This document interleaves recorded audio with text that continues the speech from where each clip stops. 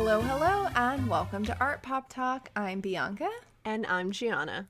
Hello, hello, indeed. I need to thank all of the Art Pop Tarts who let us have a little break last week. It was much needed. What a week it has been. Gianna, how are you feeling, and how was your past week? It was good. Much needed break indeed. Thank you for everyone for just bearing with us. Yeah, so all good things. I installed my exhibition. So that was really exciting. Honestly, Bianca, it looks really good. Like, you would really like it.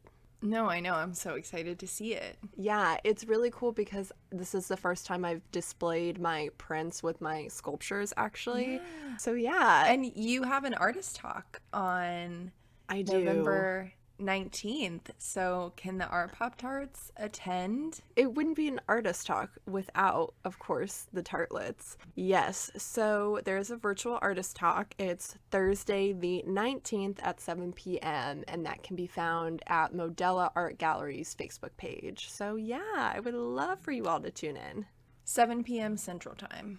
Yes, please tell me about Boston. Oh my gosh. I was feeling like honestly so lonely, like being here, watching all the excitement where you were. Not fair. It was great. It was fantastic. And of course, on Saturday, we got some very exciting news. Yes. And I don't know, it was very overwhelming. I felt so honored, honestly, to be in the presence of just pure joy. And I know that everyone kind of keeps using that phrase, but I don't know of another way to describe what I felt and what I saw other than happiness and joy in the streets. I also went to MFA Boston and the Isabella Stewart Gardner Museum, and Gwen asked on Instagram, she said, I would love to know how you found your experience at MFA. I've held off going since the reopening as ticket prices are steep without the student discount, and I was wary of the limited exhibit spaces open. So, yeah, I agree, Gwen. I was actually kind of frustrated with MFA's purchasing process because the person I went with is a student and I'm also an AAM member. So an AAM card, I'm a member of the American Alliance of Museums, and a lot of times you get free entrance with your AAM membership. So to a certain extent, I am happy to support museums during this time. I know it's really hard, but it's also really hard for everyone, especially students, and it was okay. So Gwen, I totally understand. But I have never been to MFA Boston. So for me, I'll say a lot of the museum's permanent collection was closed because of COVID, and they're limiting the amount of spaces that the public can enter during this time. But it was kind of nice just for our schedule to feel like I didn't necessarily have to rush through the museum because I was only given access to a certain point. We also saw the Basquiat exhibition, and that was really fantastic. I really, really enjoyed that. I'll say I felt very safe. The number of people in the museum was so small that, there was never a point where I felt uncomfortable, like there were too many people, like I was too close to people. Not at all. I mean, most of the time I think we were the only two people in a gallery, and maybe we would kind of cross paths at a distance with people in the same wing of the museum. But it felt really nice to be back in a big artistic environment. I really enjoyed it. And I think sometimes it's hard when you have one of these major museums and, you get museum fatigue. It's very overwhelming to stop and take in all of the different objects that you're seeing and really learn about what is being presented. And so it was nice to kind of almost be forced to maybe stop and see objects that you might not normally want to visit. So. Wow, I'm so happy for you. Hey, I bought you a present when I was there. Now I am really happy for you. What'd you get me? I'll send it to you, but I think you'll really like it. Okay, but like, just tell me what it is. No, I'm not gonna. Oh my gosh. All right, Bianca. So, what do we have for some this week? Okay, my precious little tartlets. This is a very interesting story, and I'm really curious to see, Gianna, what you and the listeners think about this because it's causing a lot of division amongst major museums. This past September, four major museums, the National Art Gallery in Washington, the Museum of Fine Arts Houston, Tate Modern in London, and finally MFA Boston, announced that they were postponing a retrospective on the artist Philip Guston that was originally scheduled to open in June of 2021. And this will be postponed until 2024, stating that, quote, postponing the exhibition until a time at which we think that the powerful message of social and racial justice that is at the center of Philip Guston's work can be more clearly interpreted, unquote. The decision came after museums organizing the exhibition decided that Guston's consistent imagery of cartoonish, haggard, white-hooded Ku Klux Klansmen needed to be better contextualized for the current political moment. I'll note that these images would also be very prevalent throughout the exhibitions in multiple works. Guston's daughter, Musa Mayer, who wrote a memoir on her father, said she was saddened by the decision and said that his work, quote, dared to hold up a mirror to white America. Then Darby English, a professor of art history at the University of Chicago and a former adjunct curator at MoMA, called the decision cowardly and an insult to art and the public alike. So that was back in September. Now we're hearing that the show will open at MFA Boston in 2022 and will travel throughout 2023.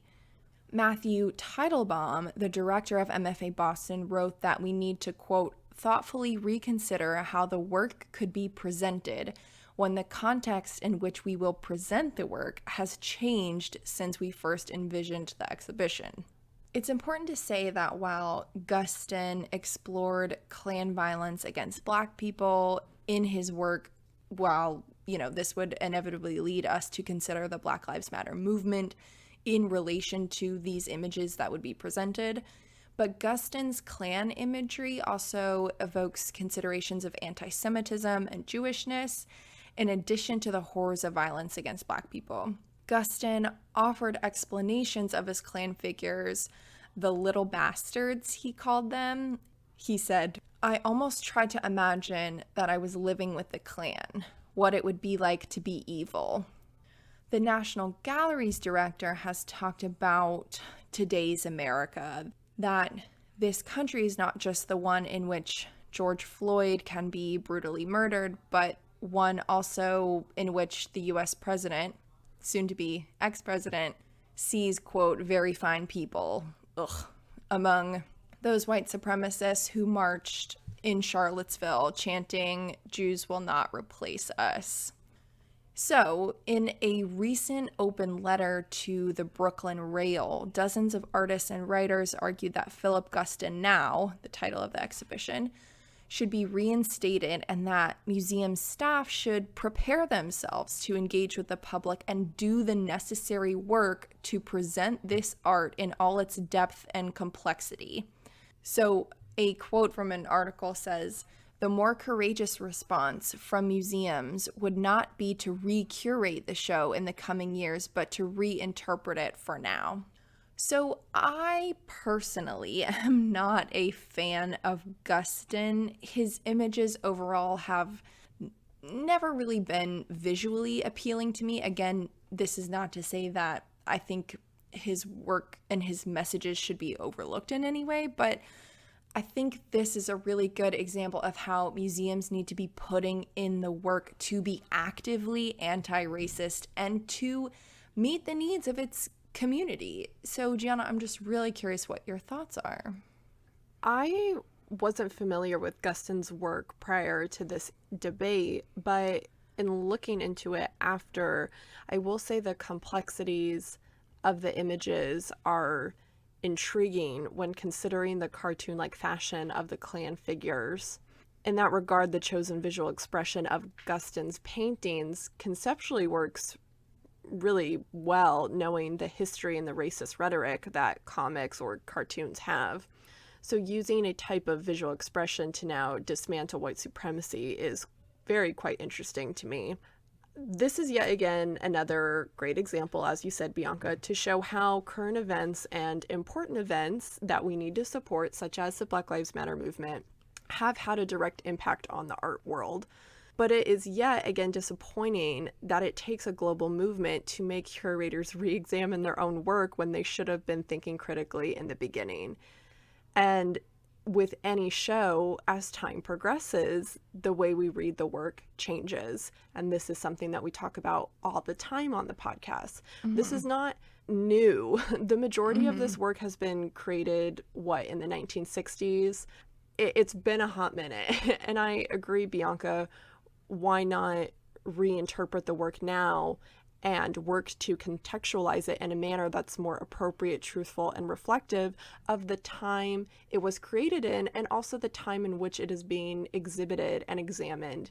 Yeah, Gianna, I think this is a super interesting point that the way we perceive art is always going to change throughout time. And I think, yes, museums need to do a good job of meeting the moment that we're in, but it's not like America is free of racism, and especially under the, influence of the past 4 years, it's not like a racist America should be a surprise to any of this. Right. So I'm very interested to see, or I wish I could know what those types of changes would be within the curatorial process and how that reevaluation process is going to work. I do think it's so, it is so timely, and people really want to be engaged in this type of conversation. And I think art is a great way to do that. So in that sense, I guess I am a little disappointed that it would be pushed back a year. But yeah, if anyone has any other points, definitely let us know, because it's it's very complicated. And I think the curatorial process is always very, very lengthy also. So there are so many things, taking place within the community, but also behind the scenes. So I don't know. It's just, it's wild. And at the same time, obviously, I'm happy they're not just going to throw up the work now with no thought, that they are going to take the time to recontextualize it. But what was it going to be before? No, exactly. I'm like, how could it have been like that bad? Like, let us not forget, yes, the Black Lives Matter movement is a moment that we need to meet now, but they are calling attention but to, it's again, not a new racist movement. Again, calling attention to racist America. Like, this is not new information. Like, yeah, it's very interesting. yeah. All right, so there have been a few episodes where I've been able to talk about my work, and in today's episode of Art Pop Talk, we are going to jump back into Bianca's research. She was actually able to see one of the pieces discussed in her thesis at MFA Boston. So let's dive into some ornamental theory, shall we? If you haven't listened to our second episode of Art Pop Talk yet, you might go back and visit it, because that's where Bianca and I talk about the dinner party created by Judy Chicago and open up about Bianca's research a bit more. Yeah, I went back and I listened to our second episode, and it was so funny to hear our second recording and think about how, Gianna, you said you were still in school. It was your finals week. And oh, God. And how much the pod has changed in just like 30 weeks. So if you listen back, you'll get a really good taste of APT beginnings, APT Genesis era. Why did I think it would be a good idea to start a podcast as I was graduating at the same time? That timing. I think it's brilliant. Brilliant. Brilliant, I tell you. Yeah, but I was able to visit a work in Boston, which kind of sparked this reinterest in this idea of ornament. So I'm pumped to revisit this topic today. Yay! Me too. So we have discussed the ornament a bit, and at least using the terms in relation to my own work. So if you've kept up with us, I believe this term should be at least somewhat familiar. But Bianca, take us through what ornamental theory is and how it is utilized historically and how it functions in feminist works. Sure. So I think at a basic level, we all understand what ornamental and decorative mean as something that exists within our aesthetics. In architecture and decorative art, ornament is this decoration used to embellish parts of buildings or other objects, but it can also be applied to things such as the body. For example, adornment with jewelry and tattoos, that all falls within the ornamental.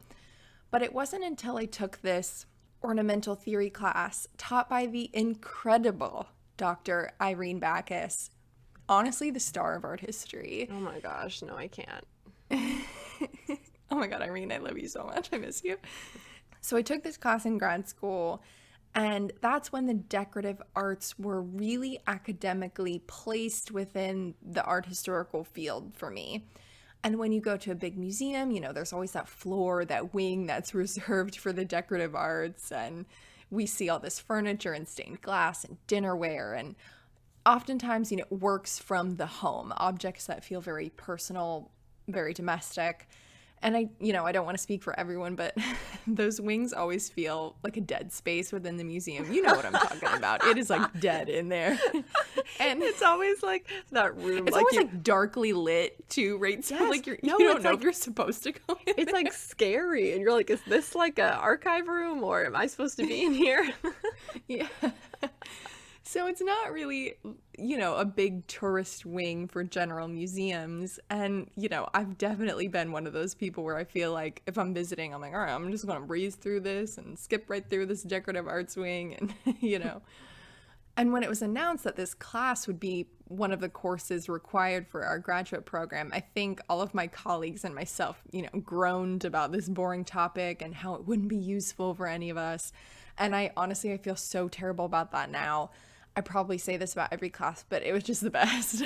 And it not only opened my eyes to this very important sector of art history and the art historical theories and writings and like this other structure that I didn't really know existed, but it informed so much of the way that I perceive feminist art history and even our overall spaces in general that we have to navigate on a daily basis.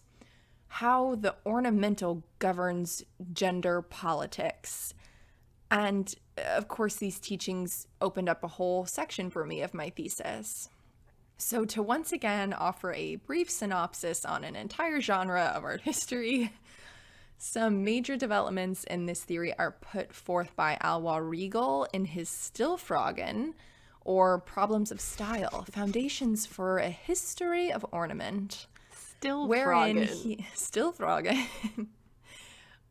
he argues that it was possible to write a continuous history of ornament.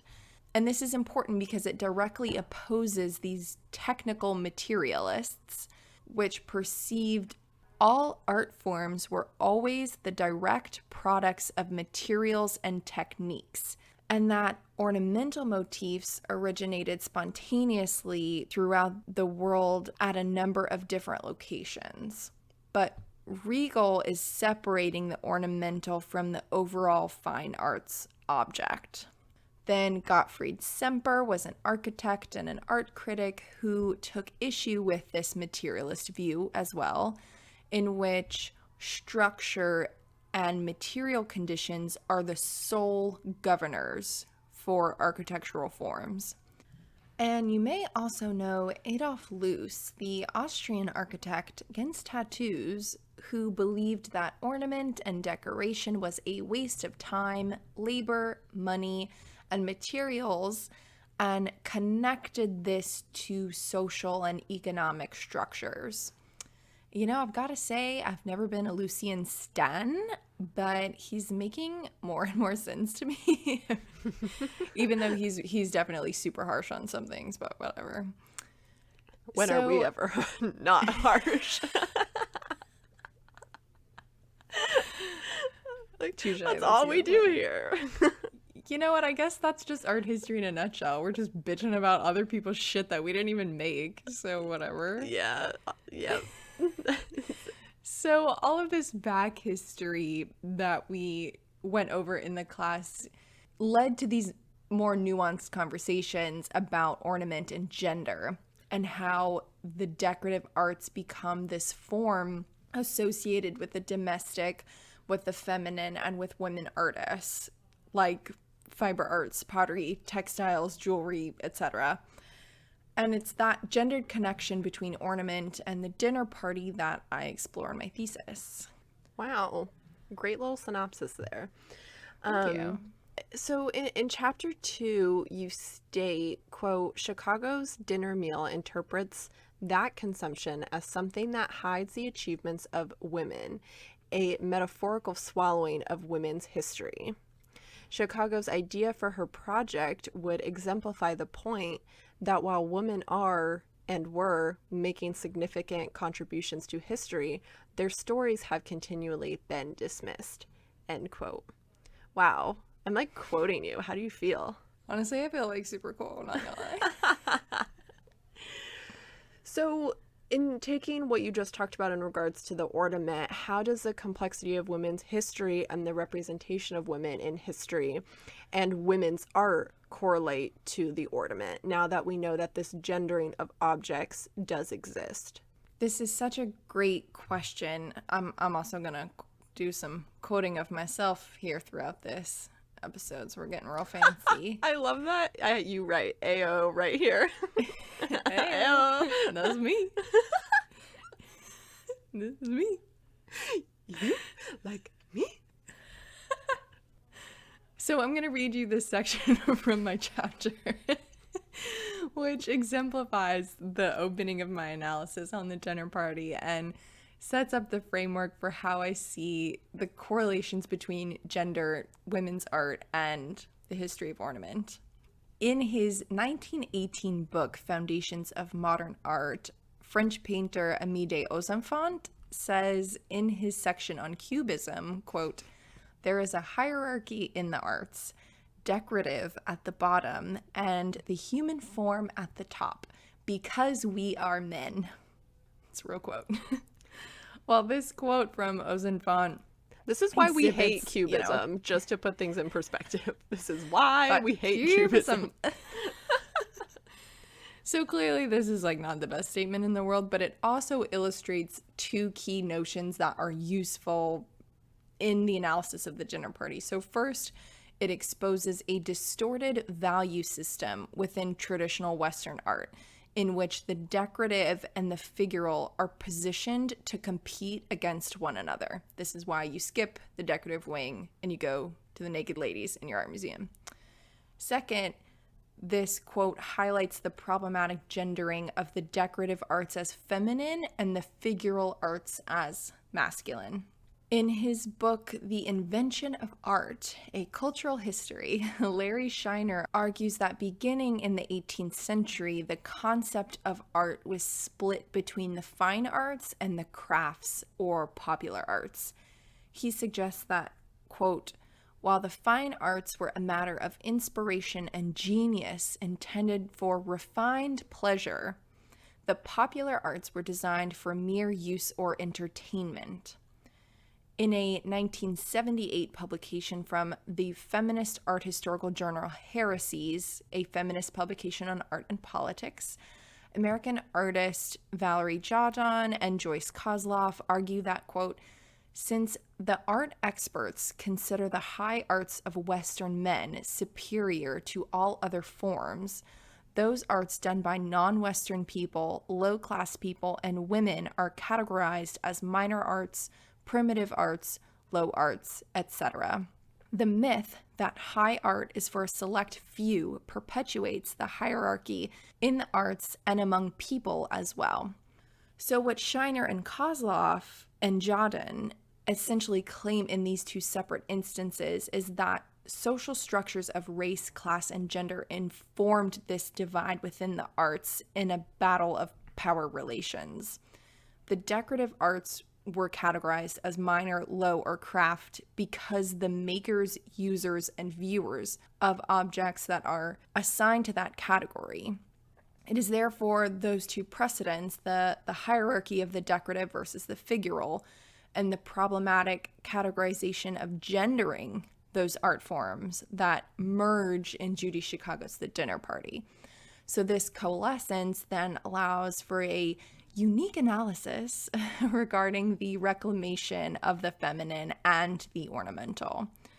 There are these traditionalist breakdowns that we find throughout art history that categorizes mediums and genres of art as gendered, and one of those includes the ornamental.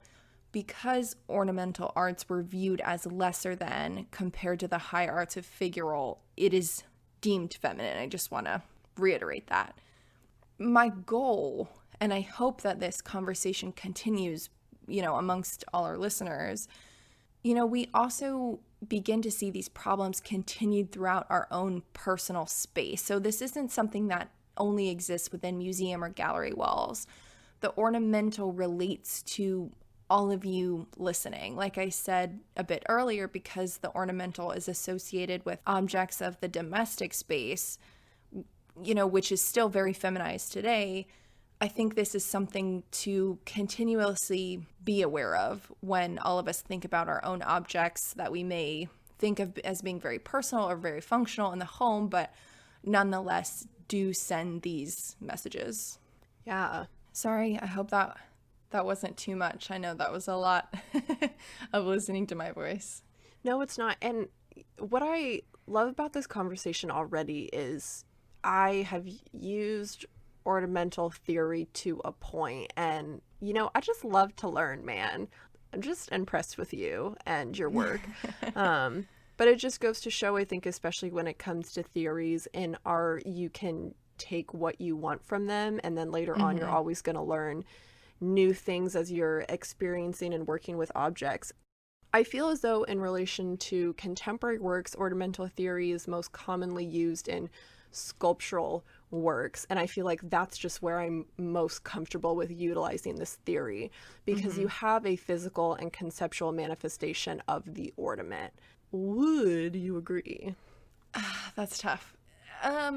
This is an interesting question because I am not myself a maker, and this is a little bit of a biased question, but I think that we do see we see ornament in all kinds of things, whether that's 2D or 3D. I think I would say maybe in terms of access, I was thinking about those paint-it-yourself pottery shops that feel very ornamental and decorative for the general public because you're making these kind of trinkets that may decorate your home, like these kind of knickknacks that feel very decorative. Yeah.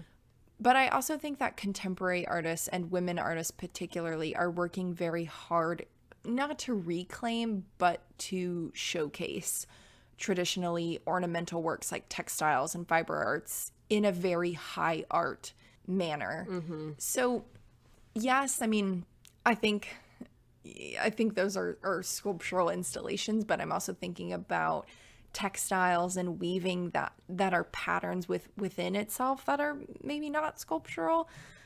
I also think that this is a tricky line when we're talking about contemporary ornamental works, because there may be an element to functionality within some of those contemporary, sectors to private spaces. So it's something that's very personal, and I'm not sure where the line is between something that's decorative, because you're also thinking about architecture. You could be thinking about tile, and tile is flat, but is it sculptural? Does it have texture? I'm thinking about all these different kind of elements that take shape within something that's ornamental.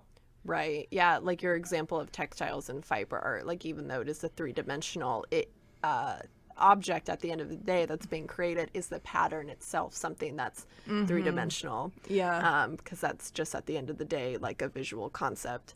So let's talk about the ornamental in relation to the body. Now, there is a lot of debate, as we talked about in part one of your thesis that the dinner party has been interpreted as objectification, as it is reducing women to their reproductive organs.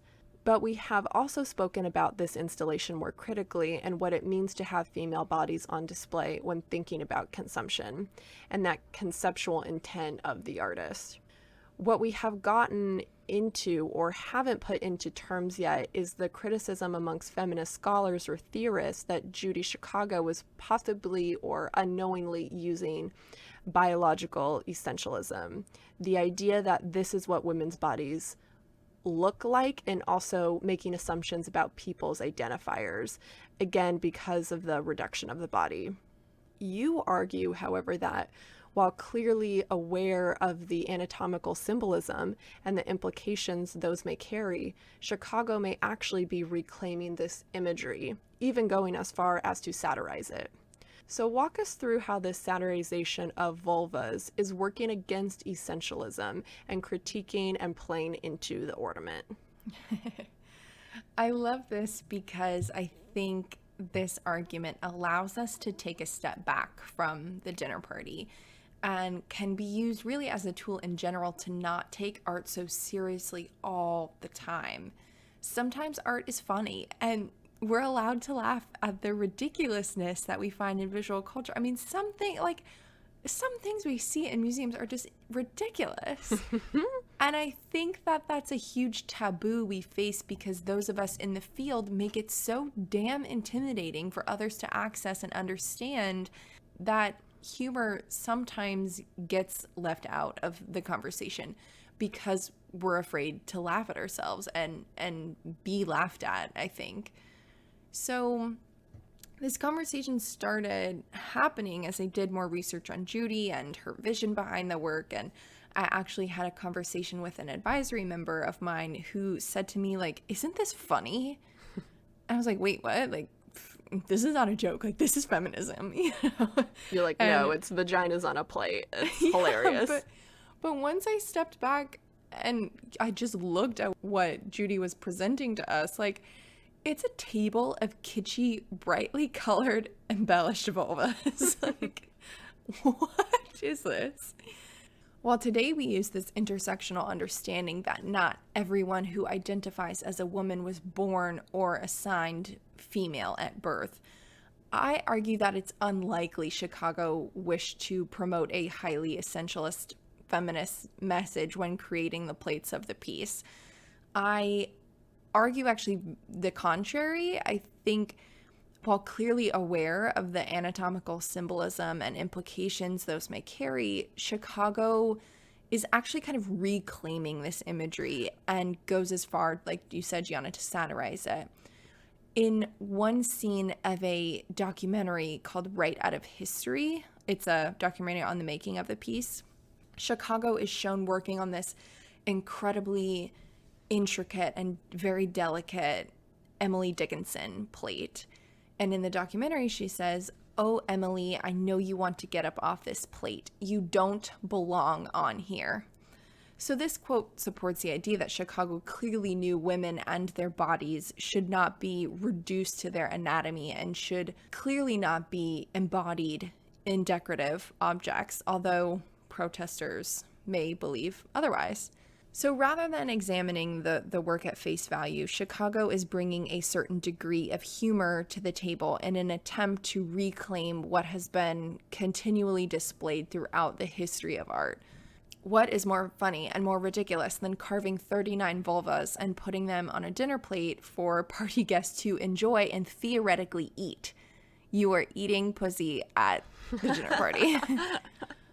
I would argue that Chicago wanted to call attention to that very common motif of female objectification within ornamental objects. So in her work, Chicago has, I think, created this path for us to evaluate the real absurdity of a non-satirical problem that has continually persisted and continues to persist within the art historical canon. I almost asked that question in part to some of the struggles that I have come upon, not necessarily in my work itself, but my writings and my research about my work, the way that I talk about it, having to be so critical about my own language, especially in a feminist context. And how do you talk about the displays of women's bodies, but also knowing that I want these works to be open to interpretation, and that these are also people who are born with these bodies. And unlike Judy, what I was not up against in my work was not directly making portraits, which I think was also, you know, we have to consider that correlation too in her work when I think talking about that as well. Yeah, and there's definitely later on in the chapter, I do go on. We probably don't have time for it today, but I talk about the Georgia O'Keeffe plate and the controversy with that too. Right. Okay, so the section on vases. You threw some theory and some academic shade in this section, and I'm just going to need you to walk us through the basis of it all. As a historic object that has been created and studied and written about in ways that are evocative of the ideal female body.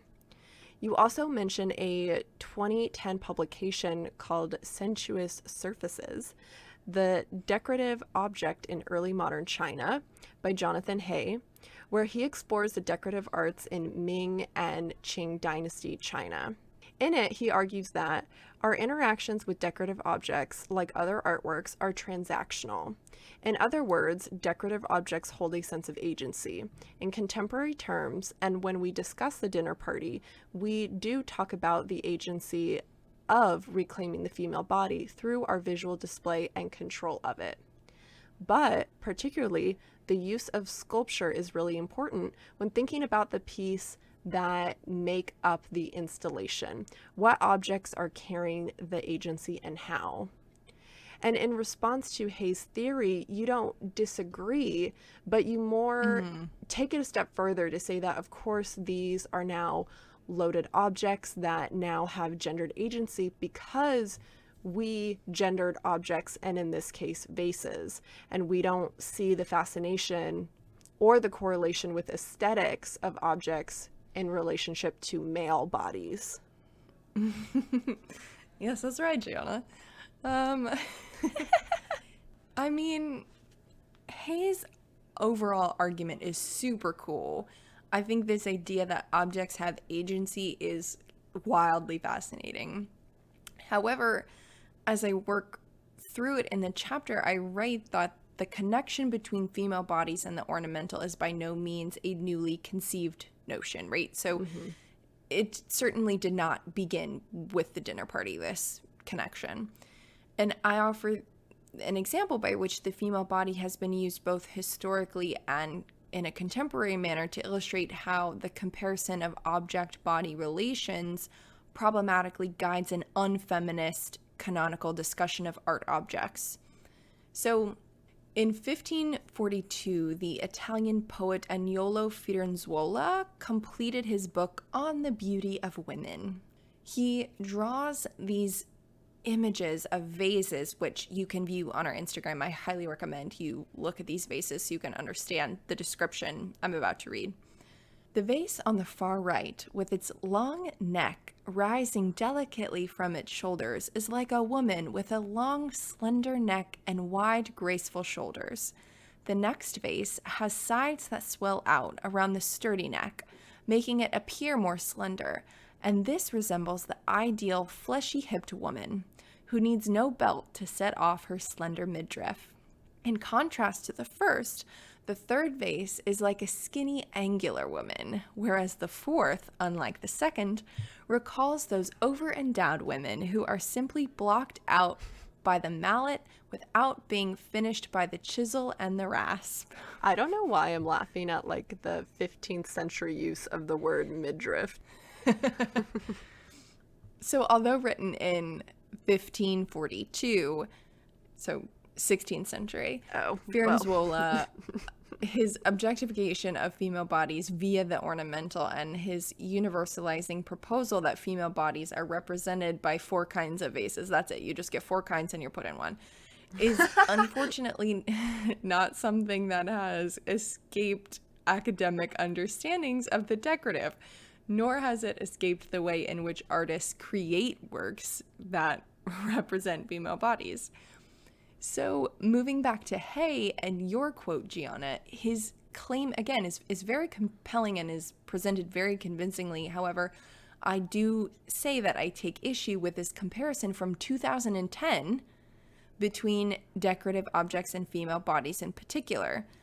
Initially, his comparison between objects and bodies is very interesting because he presents this analysis on the physical connection between the aesthetics of decorative objects and those objects' imitation of the human body. So we think about the leg of a chair, the foot of the couch. However, his analysis, as it continues, it is only the female body that is invoked in such an ornamental and a very, very sensual manner. So there is also never any mention of the relationship between objects and male bodies, which I think is very interesting.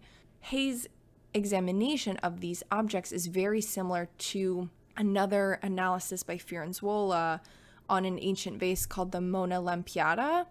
Here, Firenzuola describes this ancient vase as if it has agency, claiming that she is not a vase, but certainly an entire treasure chest of all the virtues that adorn the spirit of a gentle woman. The vase is treated as a woman in that it or she is given gendered pronouns as well as this gentle womanly spirit. Although Firenzuola and Hay both make very compelling visual analysis that persuasively call attention to the visual likeness of domestic objects to bodily forms, these analyses, they extend into dated parallels between this inherent connection to specifically female bodies and vases, along with other domestic objects. So Okay, everyone, so we are going to take a little break, and when we come back, we are going to talk with Bianca more about ornamental theory and a different work of art, one by John Singer Sargent called The Daughters of Edward Darley Boit, that Bianca recently viewed at the MFA Boston.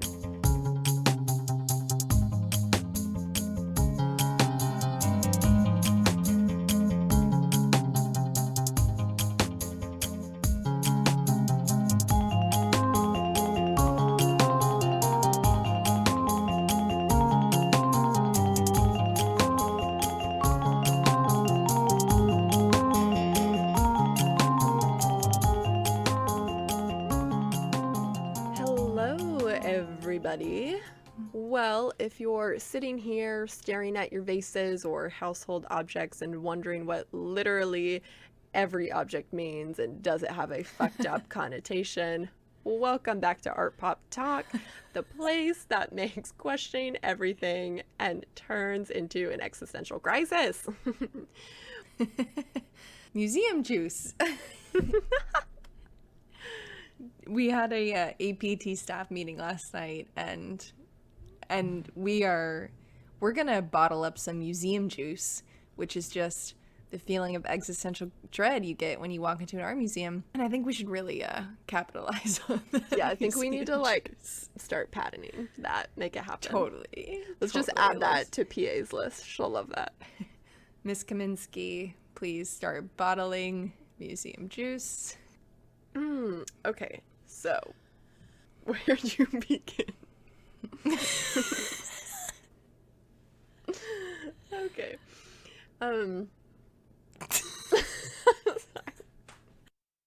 Well, Bianca, I am dying to hear more about your trip to MFA Boston, but most importantly, we are going to talk about a really significant painting at this museum, which is John Singer Sargent's The Daughters of Edward Darley Boit, and its use of the ornamental, as it features a family of young women with tall porcelain vases as both a backdrop and a focal point in the image. Yes. So that's it. Good night, everyone. Yes. You heard it here first. That's all you need to know about Edward Darley Boit. Well, was that? Yep. Oh my god. Riveting commentary.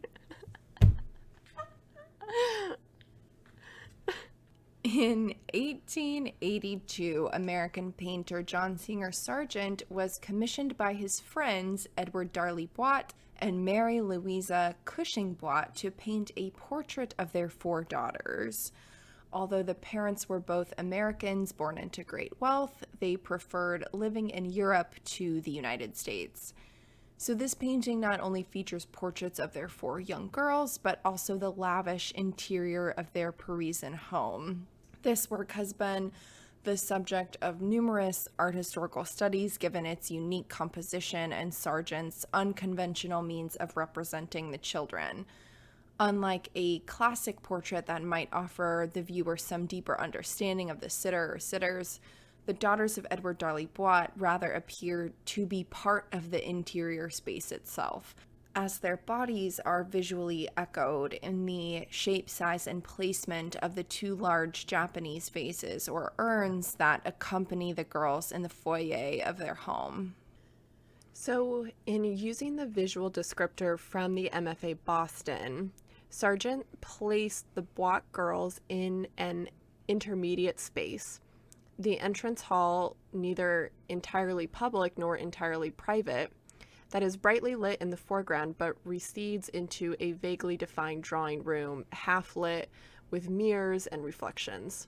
The 2 tall Japanese vases made in Arata, a broad term for Japanese porcelain and also a town in Japan, in the late 19th century, specifically for export to the West, and were prized family possessions of the Boit family. Their unusual size in relation to the girls makes the interior seem strange and magical. The sisters are dressed almost alike in the sort of casual clothes they would have worn in the schoolroom or for play. Their white pinafores gave Sargent an opportunity to demonstrate his mastery at painting white in different conditions of light.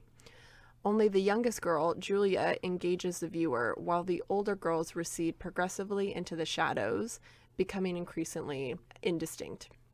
So this painting is studied and is a well-known work of Sargent because it is differing from traditional portraiture, and it also has been compared in the sense that the young girls are painted in a very Degas-like manner. But I thought the description or information about the work on the MFA's website was interesting, especially considering the installment of the painting, which is flanked by the 2 vases in the painting. Because the only mention to this uncomfortable nature of the way that the young girls are painted and in comparison to object was, quote, while some have interpreted Sargent's strategy as a poignant comment on the fickle nature of childhood and adolescence, writer Henry James, a friend of both the Boits and Sargent, described the picture as a happy play world of a family of charming children, end quote. So, like, nothing about them looks happy. Yeah, honestly. So, although the mysticism in the painting, I think, is apparent, we know that these objects are more loaded, and what was once a play world dream in the eyes of these children, it is this fantasy and this fascination we have with these objects that will lead to forms of oppression when they become adolescents. And I think this painting plays with those fine lines of childhood and innocence and objectification. Mm-hmm. So, Bianca, I'm curious about your experience viewing the piece for the first time and why this was inserted into your chapter on ornament. I actually forgot. I completely forgot that this piece was in MFA Boston, and I was walking up the stairs. Honestly, I was just so thrilled to be back at a museum. I didn't even care, I guess, what was in the space or what was on view, you know. And I'm walking up the stairs, and all of a sudden, you know, I saw the vases and I saw the piece, and it's so large. I guess I was also impressed by the scale of the piece. And I honestly was just completely overwhelmed. You know, it's one of those moments that you study something for so long, and then to be surprised that I was able to see it was just something I don't know, I really enjoyed. And I think if you're a person who likes art or has your favorite work of art, that moment when you see it in person, you really do feel this personal connection. And because I've studied it so much, you know, I don't know, I had this like almost an emotional connection to the girls. And this quote, Gianna, that you had about the happy play world, it almost makes me sad because nothing about that painting seems very joyous to me. And I don't know what it was like to be a rich white girl growing up in her Parisian home in 1880. But from the look of this painting, they don't look like happy children. Of course, I think, you know, if you're familiar with the painting, you see the smallest girl in the foreground who has the doll between her legs, which we have come to think about as this marker of childbirth. And she's not going to be a child for very long because she's going to grow up and she's just going to be used to make children. And there's nothing in this space also to symbolize that it's like their playroom. There are no toys. It's very dark. So that's a really interesting description that you read of the piece, Gianna. But yeah, I was like so moved. I didn't want to leave. I just wanted to keep looking at it. Bill Brown is a leading scholar on the subject of object relations, and in a 2003 book, he argued that this painting invokes one's, quote, inability to distinguish between the animate and the inanimate. According to Brown, Sargent has managed to paint a portrait of the vases and a still life of the girls. Art historian Susan Locus Queen has also pointed out the corporeal connections between the girls and the vases, which she believes was an intentional choice made by Sargent. She claims that this body object parallel, or the fusion of the girls with the vases, illustrates this short story called Bric-a-Brac, in which furniture legs become indistinguishable from the limbs of the family who owns them. So again, that's kind of going back to that argument by maybe Fiorenzuola and Hay, who compare furniture to bodies. As the daughters and their presumably female bodies have been paralleled and objectified by a male artist, John Singer Sargent, the matter of agency and object once again comes into question. If the daughters are indeed being compared to those ornamental vases, then their own bodies appear just as ornamental. Although the artistic intentions of Sargent could, of course, be debated, we may never attain hard evidence that this was in fact his perspective on the girls. The work nevertheless falls into a long line of art historical scholarship that exhibits women's bodies as ornamental. Both the figures and the ceramic wares are decorative objects that adorn the foyer of the Boit's home. And almost a century later, it could be argued that Judy Chicago has done something quite similar with her creation of the dinner party. So this is why I brought it into my thesis. At a basic level, a group of 39 women are objectified without their consent and placed on view in a very domestic-like setting. Although Chicago is a self-identified woman artist and is drawing up shared inequalities that many women have undoubtedly faced throughout Western history, is it fair for her to use these women and turn their historical achievements into pieces of decoration simply based on the perceived shared experiences of being a woman? Or even while Chicago may have attempted to reclaim her own female agency via the ornamental, she has potentially taken away the agency of the women she represents in the dinner party. This painting is so interesting. It's beautiful. It was stunning too. It is, and that's why I think it's hard for me, because I am an admirer of John Singer Sargent's work. I love Sargent. I know. I love Sargent. And his portraits, I mean, I think also this is so interesting too, and just thinking of Sargent's traditional portrait paintings, but also how he breaks away from traditional portraiture with little, I don't know, subtle changes. But this obviously is more than a subtle change. It's very direct. It's hard for me to think that I'm always going to have the viewpoint of giving the artist the benefit of the doubt. We need to think that every single decision was intentional and what that means. It's just very interesting that he would especially make this comparison to young girls of a family that he is very close to. I find that extremely interesting. Yeah. I mean, I don't know, but there's a certain like point for the art historian in me who possibly thinks that Sargent is just echoing that idea of object body relations and that connection to the female body, and maybe for him that seemed inherent, that seemed very natural to equate, and maybe it wasn't even seen as something negative. Like, the vases are very beautiful. I'm assuming that the girls, like, they look like very beautiful young girls. Was it a bad thing to be seen as something that's beautiful and decorative and pretty, And it was also possibly assumed too that, going back to that comparison with Degas as well, who can be noted as one of his competitors as well, so keeping up with that that trend at the time, what art is being consumed, what art is being displayed and acknowledged.